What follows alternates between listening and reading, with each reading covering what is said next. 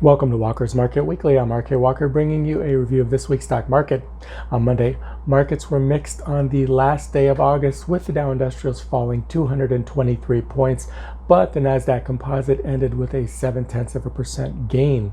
For the month of August, the S&P 500 advanced 7%, its best August since 1986.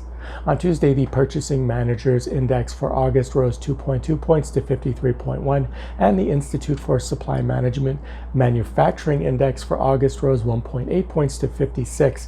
Both were better than expected. Construction spending for July rose 0.1% compared to the prior month's 0.5% decline.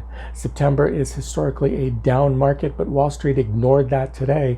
The Dow Industrials gained 215 points, and both the S&P 500 and Nasdaq Composite had strong gains and closed at record highs. Apple, Zoom Video, and Walmart shares all surged on various positive news reports.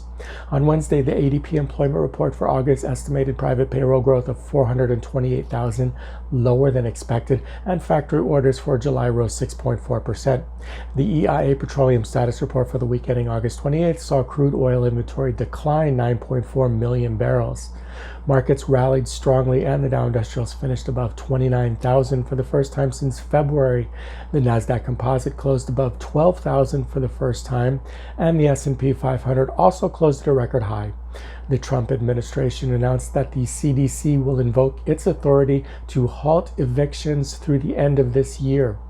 On Thursday, jobless claims for the week ending August 29th saw applicants rise by 881,000 and slightly better than expectations.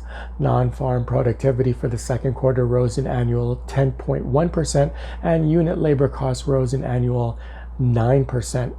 Tech had a huge sell-off, with the Nasdaq Composite dropping almost 5% and the Dow Industrials losing 808 points.